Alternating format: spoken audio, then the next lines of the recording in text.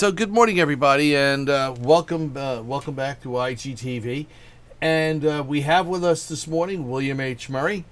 And Bill, you've got some interesting things that you're going to be talking about.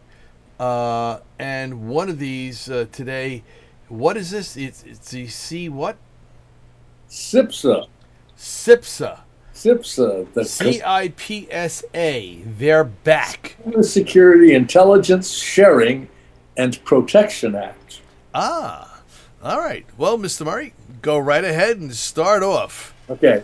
Several weeks ago, I joined the opposition to SOPA, the Stop Online Piracy Act, H.R. 3261, and PIPA, the Protect Intellectual Property Act, Senate 988. I was gratified that the opposition to these bills caused their authors to abandon them. However, I cautioned at the time that the big money behind these bills was not likely to go away.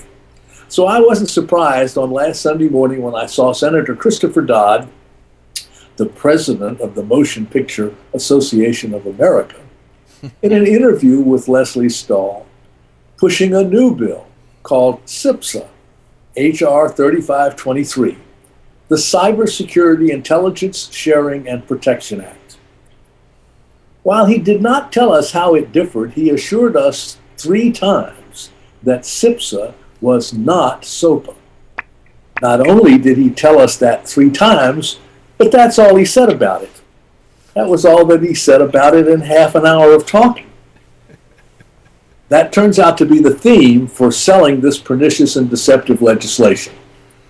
Google it. Google not SOPA. It returns CIpsa. Not SOPA is one agreed upon talking point for selling this thing. I found several blogs that assured me that CIpsa was not SOPA, but didn't tell me why. Of course, if it looks like SOPA and smells like SOPA and comes from the same place as SOPA, I'm not reassured. Another talking point is that it's just about the language. The author of the bill, Representative Mike Rogers, Republican of Michigan, says that he hopes to give all constituencies language that at least allows them to sleep at night. Because I can't sleep at night over all these risks. Of course, he has little or no evidence about the threats. Therefore, he cannot know the risk. He even speculates about the consequences of a successful attack. But it is this potential outcome that frightens him. Hype about cyber war and cyber crime is not a valid basis for sweeping public policy. The idea seems to be that use language that is so wishy-washy that it can be defended, but still allow everyone to sleep at night. Some are fooled, others are not. Jim Harper, writing at Cato at Liberty, asserts that the bill is so broadly written that it is probably unrepairable. This bill is pernicious because it encourages big data to turn over to the state any data that they deem to be suspicious, and then protects them from any liability for doing so. This immunity from accountability is one big carrot for big data. Unlike SOPA, which had the support of the publishers but was resisted by the likes of Facebook, Amazon, and Google, CIpsa has the support of both groups. In the name of security, it protects them from the consequences of almost anything that they do with your data. Harper goes on to say, Congress does not know how to address the thousands of different problems that fall under the umbrella term cybersecurity. So it has fixed on promiscuous information and legally immunized information sharing with government security agencies as the solution. Now, I understand the desire of Congress to make things better. However, this is not a problem that requires or will even yield to any law, much less this desperate measure.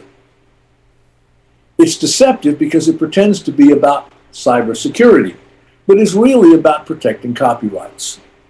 If the problem is intelligence, then why complicate the law by throwing in the issue of intellectual property, copyrights? Why? Because that's where the money is. Of all the constituencies for this bill, most will be satisfied if it does not make things worse.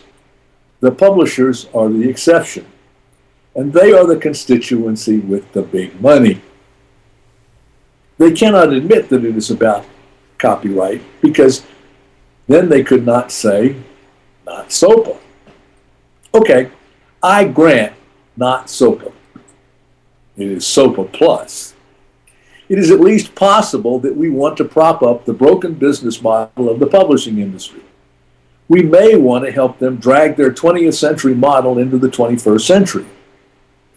I do not think so, but I would be happy to debate it and even to be convinced.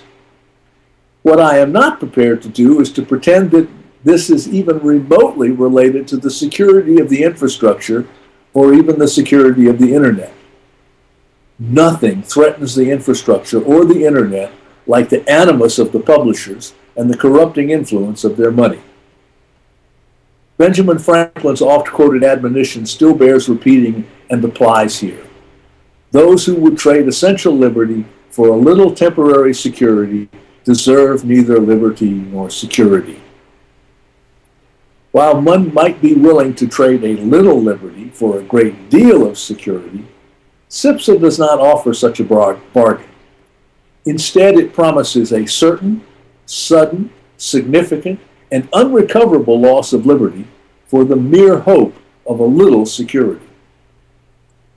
I will oppose this bill as I've opposed SOPA and PIPA, but not simply because it compromises liberty.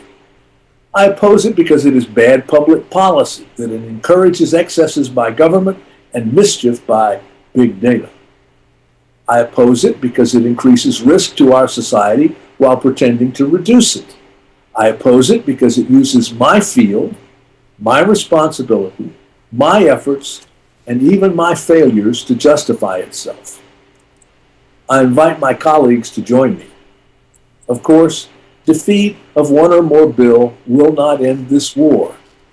The price of liberty is eternal vigilance. In spite of our opposition, perhaps even because of it, we will continue to be called professionals and be paid the big bucks. Thanks, Bill. Certainly appreciate it. Kind of interesting how these bills up on the Hill kind of disappear and then reappear, huh? Oh yeah, the language. Sometimes the language changes, but the sponsors stay the same. There are a couple more bills up there that infringe on our space. CIpsa is convenient because it's got this lovely little name, and because it's so closely related to SOPA and PIPA. But there's the Lieberman-Collins bill that's coming out of the Senate, and there's yet one or two more bills that are in the House. I try to be guided by my colleague David Kennedy, who reminds me that until there are at least hearings on a bill, don't get too excited about it. Yeah, but, I would agree with you because there's an awful lot of special interest up there trying to work their way in to this legislation, and God only knows what'll become of it if it ever gets passed. Right. The one that I keep watching though is the publishers, because they've got the big money.